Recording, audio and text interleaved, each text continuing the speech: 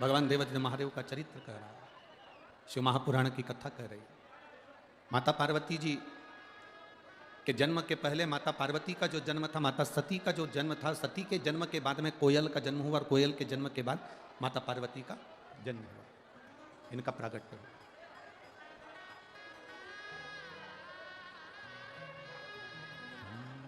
अवतारों में माता पार्वती जी ने, माता सती ने अपने प्रत्येक जन्म में शंकर के पार्थिव शिवलिंग का पूजन करा और उसका निर्माण करा और उसका पूजन नित्य करा।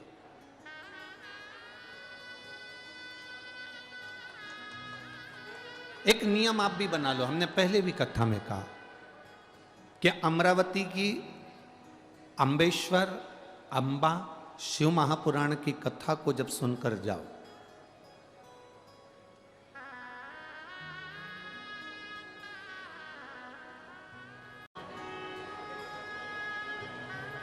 माता सती के, माता पार्वती जी के जितने जन्म हुए, माता पार्वती जी के जितने अवतार हुए, प्रत्येक जन्म में, प्रत्येक अवतार में माता पार्वती जी ने, माता आपके स्मरण में होगा कि माता रुक्मणी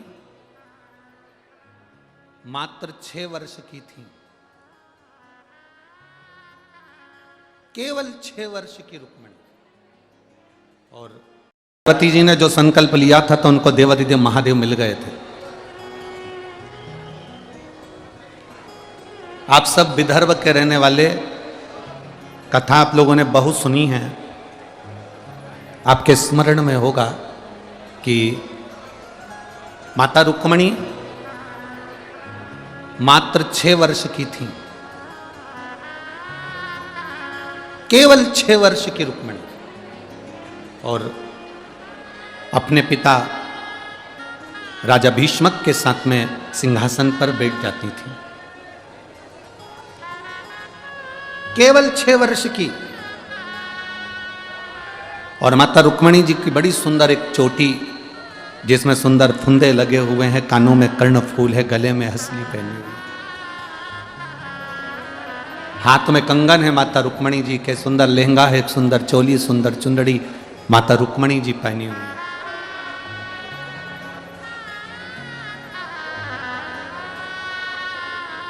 कौंडल्यपुर की रहने वाली, विदर्भ की माता रुक्मणी जी पूरे कौंडल्यपुर में एक शोभायमान है, पूरे कौंडल्यपुर।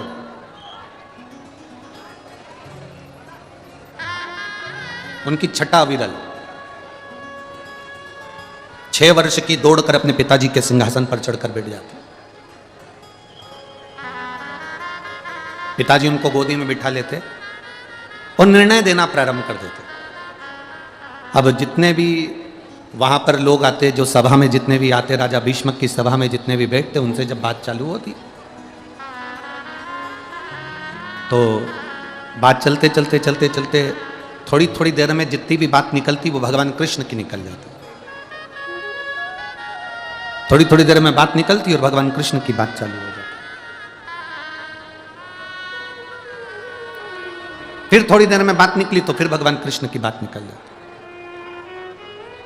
अब जो भगवान कृष्ण की बात निकलती कि भगवान कृष्ण ने पूतना को मार दिया, भगवान कृष्ण ने तृणावत को मार दिया, भगवान कृष्ण ने अगासुर बकासुर को मार दिया, भगवान कृष्ण ने यह कर दिया, वो जो संवाद था वो रुक्मणी जी के कानों में चले जाता था।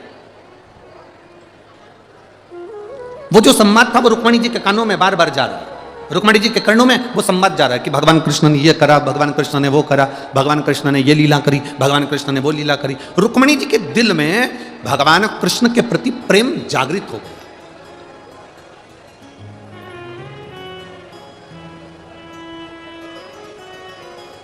और इतना प्रेम भगवान कृष्ण के चरणों के प्रति रुक्मणी जी का जागृत हो गया कि रुक्मणी जी 6 वर्ष की अवस्था में रुक्मणी जी ने भगवान कृष्ण को अपने हृदय में बिठा लिया था।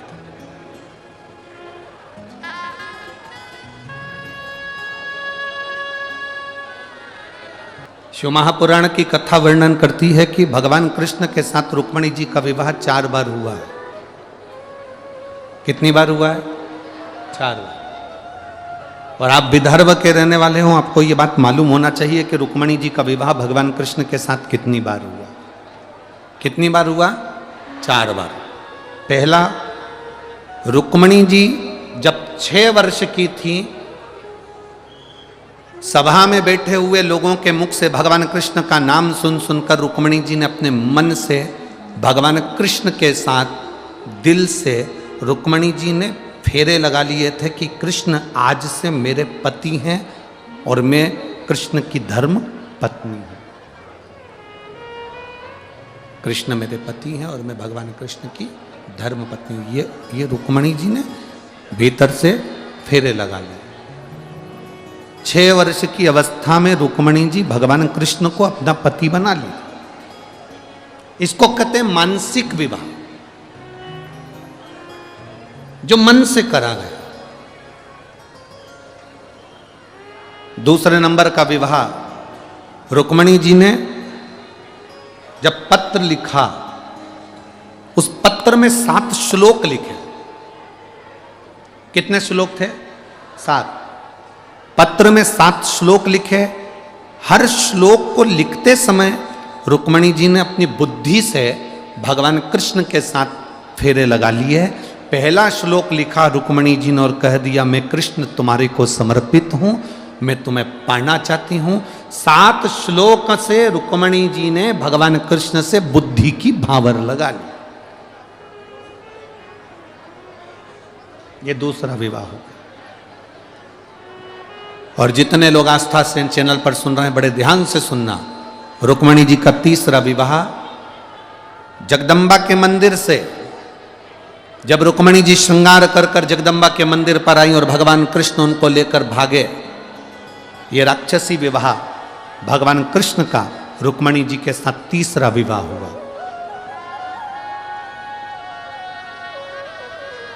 और चौथे नंबर का विवाह द्वारकापुरी में पहुंचने के बाद रुक्मणी जी का हुआ। चौथा।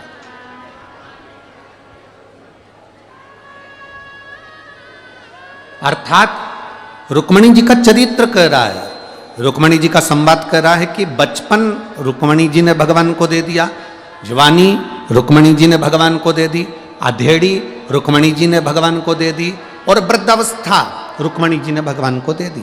4 विवाह से मतलब है कि बचपन, जवानी, अधेड़ी और बुढ़ापा चारों की चारों भगवान कृष्ण के भरोसे पर छोड़ दिया, उस आनंदित करा। और रुक्मणी जी ने उस चरित्र को जब आनंदित करा तो रुक्मणी जी ने तुरंत राजा भीष्मक से कहा, अपने पिताजी से, राजा भीष्मक से रुक्मणी जी कह रही हैं कि पिताजी आप मुझे बताएं कि शंकर भगवान की आराधना का फल क्या है, भगवान शिव की भक्ति का फल क्या है, शंकर के पूजन का फल क्या है, शिवलिंग निर्माण का फल क्या है, शंकर के शिवलिंग की आराधना का फल क्या है, भगवान शंकर के गुणगान का फल क्या है, भगवान शिव की अविरल भक्ति का फल क्या है। अब आप मुझे बताएं, ये मुझे सिद्ध करें।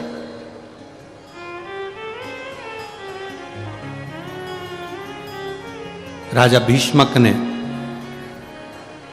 कहा, रुक्मणी, शिव की अविरल भक्ति वो भक्ति है जिसमें मांगने के लिए आपको हाथ नहीं फैलाना पड़ेगा।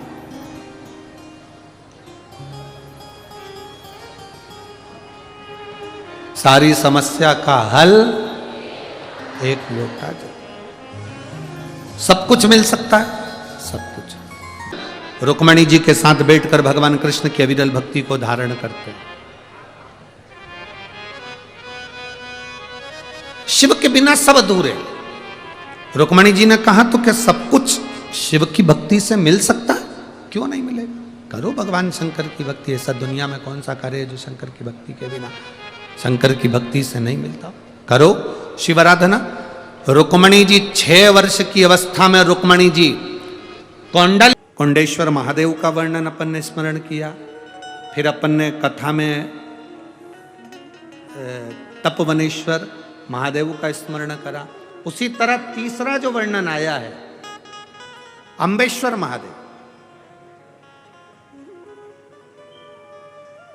जहां पर माता रुक्मणी स्वयं वन क्षेत्र में आ गई, कंडलपुर को छोड़कर मां दौड़ती स्मरण करती अपनी सखियों के साथ वन क्षेत्र में पहुंच गई।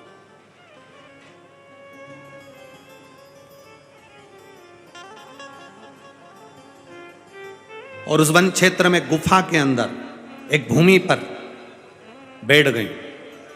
बैठकर उन्होंने पार्थिव शिवलिंग का निर्माण करा। नेत्र बंद कर कर केवल पार्थिव शिवलिंग का निर्माण करा। ना उस पर जल चढ़ाया, ना बेलपत्र चढ़ाई, ना फूल चढ़ाया, ना दूध चढ़ाया, ना कोई फल चढ़ाया।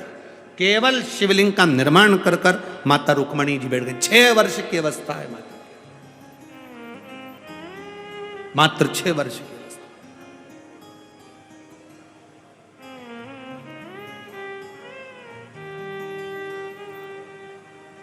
गुफाओं का मार्ग, वन क्षेत्र पूर्ण तरह से वन में ढका हुआ, भयंकर हिंसक पशु पक्षी, और मां बैठी है रुक्मणी 6 वर्ष की अवस्था।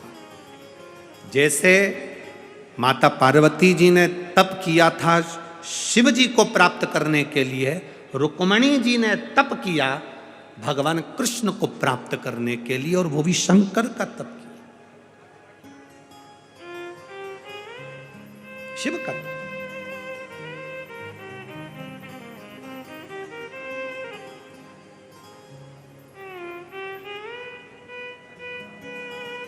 पिता विदर्भ राज को मालूम पड़ा, राजा भीष्मक को मालूम पड़ा मेरी बेटी घर से गई है, सखियों के साथ वन क्षेत्र में गई है। ढूंढने के लिए निकल गए। विदर्भ की पूरी भूमि पर अपनी बेटी रुक्मणी को ढूंढने के लिए राजा भीष्मक ने अपने द्वार से द्वारपालों को भेज दिया, गुप्तचरों को भेज दिया, रुक्मणी को देखो कहां गई है, रुक्मणी गई कहां है, जरा पता करो, देख कर आओ। पूरा विदर्भ छाना। विदर्भ के जहां विराम हो रहा था उस स्थान पर, वो कहते हैं भूमि का स्मरण अगर करेंगे अम्बेश्वर महादेव का, तो मोर्शी के पास में सालबर्डी,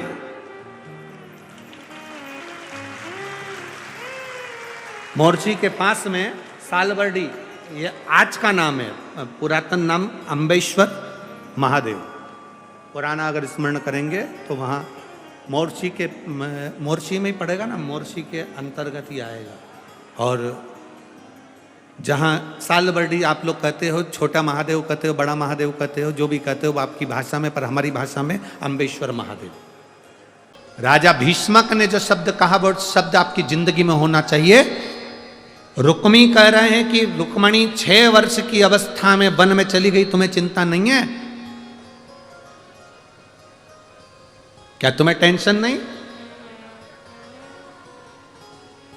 मना कर दिया। राजा भीष्मक ने कहा मेरी बेटी रुक्मणी जिस महादेव का भजन करने के लिए गई है, जिसके भरोसे गई है, जिसका नाम लेकर गई है, जिसका स्मरण कर कर गई है, घर से निकली थी और शंकर का नाम लेकर निकली थी, अब शंकर की बेटी हो गई, मेरी बेटी नहीं है।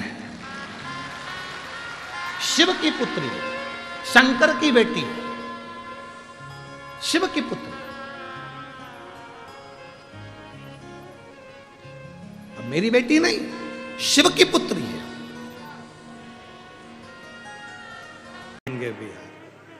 स्वयं कृष्ण मिल जाते। अब यहां पर देवऋषि नारद ने कह दिया तुम अंबा का स्मरण करो, पार्वती का स्मरण करो। रुक्मणी जी ना पार्वती जी का स्मरण कैसे होता है, क्या करा जाए? बस 1 लोटा जल लो, शिव जी के शिवलिंग पे चढ़ाना प्रारंभ करो। जल की तरंग शिवलिंग पे से चढ़ते हुए जब जल की धार नीचे की ओर जाएगी, जो नीचे की पीठिका है वो पार्वती जी का स्थान है। इसलिए शंकर जी पे चढ़े हुए जल को जब पीठिका पर जाता है, बैठकी पर जब जाता है और वो जल जब नीचे बहता है, तो लोग कहते हैं कि ऐसा 1 लोटा जल में है क्या जो शंकर प्रसन्न हो जाते हैं, खुश हो जाते हैं और लोगों की सुन लेते हैं। उसका कारण केवल इतना है, जब जल चढ़ता है वो नीचे पीठिका पर जाता है, तो पार्वती जी शंकर जी से कहती हैं तुम्हारा भक्त आया है, खाली झोली लाया है, इसको भर दीजिए। वो पीठिका पर जा रहा है, वो जल नीचे की ओर जा रहा है।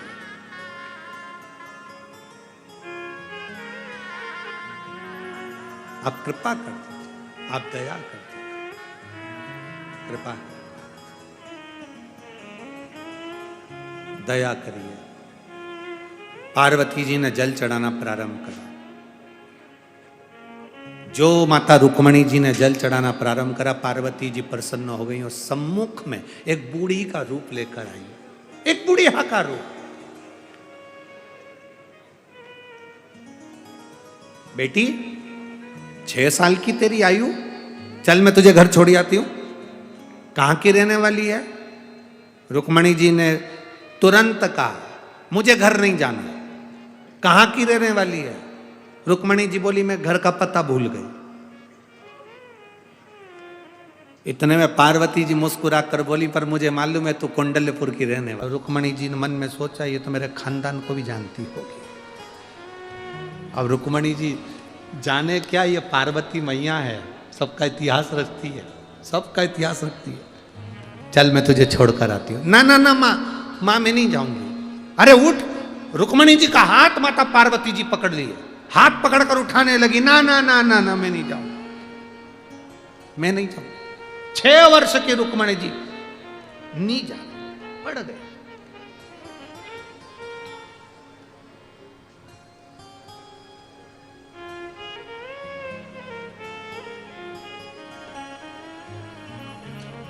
जमीन पर नहीं उठूंगी, चल ना।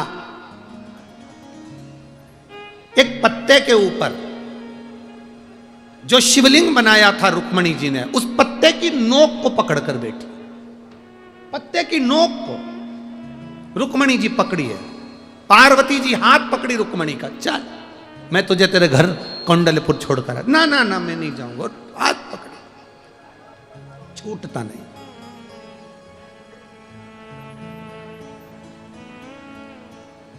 इतने में पार्वती जी ने शिव जी का स्मरण करा। देवादिदेव महादेव सम्मुख में प्रकट हो गए। शिव सामने, रुक्मणी क्या चाहिए तुझे? रुक्मणी जी कहती हैं, मैंने कृष्ण को मन से पति मान लिया है, बस इससे ज्यादा कुछ नहीं। कभी तूने कृष्ण को देखा है? नहीं। कभी कृष्ण का दर्शन किया है? नहीं। फोटो देखा? क्योंकि आजकल गाने बन गए ना, फोटो को। तूने कभी फोटो देखा है क्या? फोटो की भी बड़ी बड़ी कहानी होती है। एक भक्त आया था, कहीं कथा थी, नहीं। उनका स्वरूप देखा? नहीं। उनका फोटो देखा? नहीं। उनको कभी मिली? नहीं। ना जी भर के देखा, ना कोई बात की, बड़ी आरज़ू थी मुलाकात की। बस एक बार उनके होना। क्या चाहिए? मुझे कृष्ण चाहिए। कृष्ण? हाँ।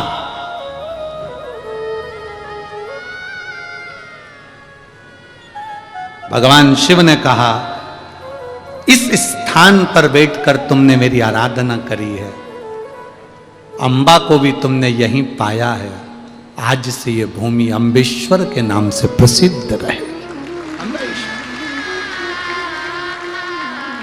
अब आप लोगों में से कोई गए हैं क्या वहां? कभी गए हो? हाँ, बहुत बहुत धन्यवाद।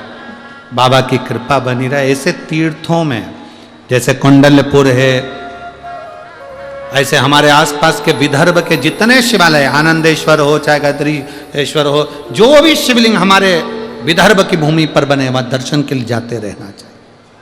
जाया कर। एकांत में है कि नहीं? एकांत में, सब वन क्षेत्र में, सब वन चले जाते। शिव शिव है, ओगड़दानी ओगड़दानी है, त्रिकालदर्शी है।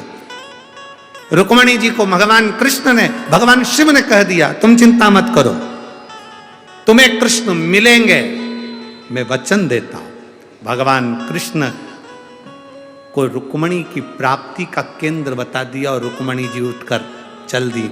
आज भी वो स्थान अम्बेश्वर महादेव के नाम से सुंदर सालबर्डी में आज भी वो स्थान विराजमान है, जहाँ पर माता रुक्मणी अम्बा जगदम्बा जगतधात्री दुर्गा के साथ विराज।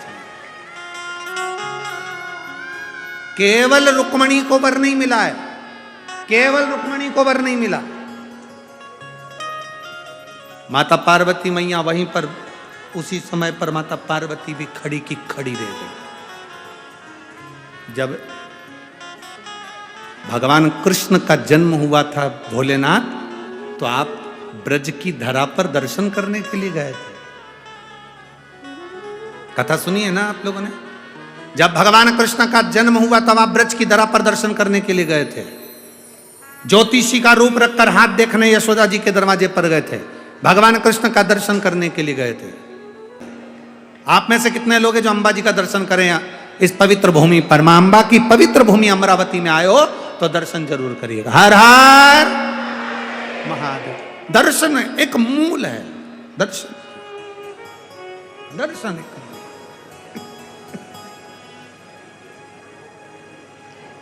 वर दे दिया भोलेनाथ ने, आनंद की राशि, भगवान शिव, भक्ति का बल, खूब आनंदमय वर देकर चले गए। रुक्मणी जी पहुंच गई अपने कौंडल्यपुर में। पूरे कौंडल्यपुर में आज आनंद ही आनंद समाई थे। पूरे कौंडल्यपुर में, पूरे कौंडल्यपुर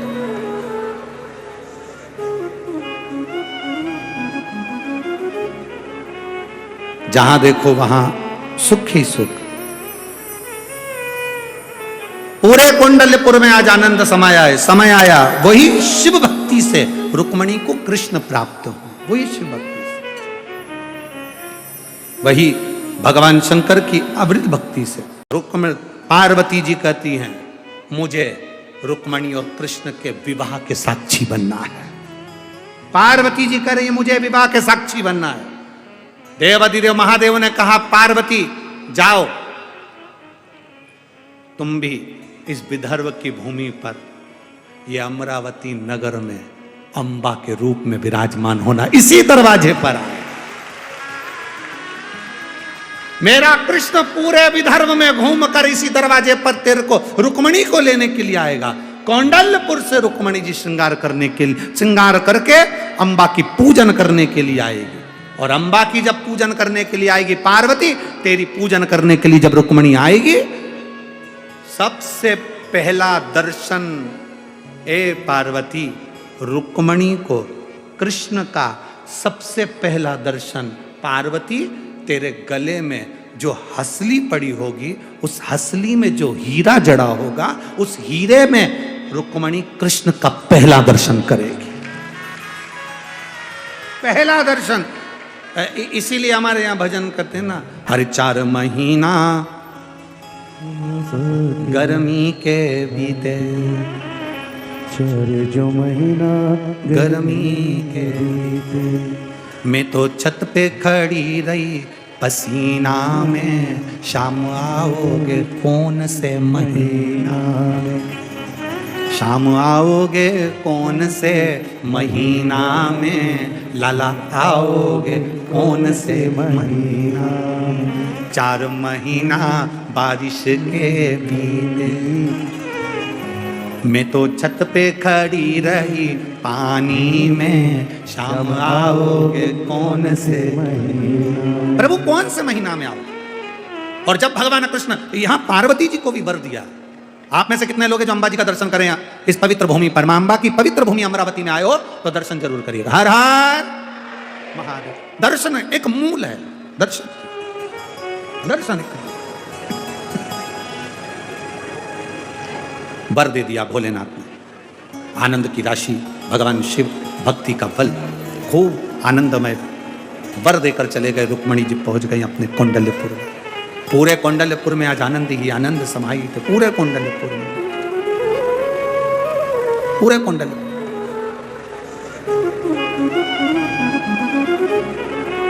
जहां देखो वहां सुख ही सुख।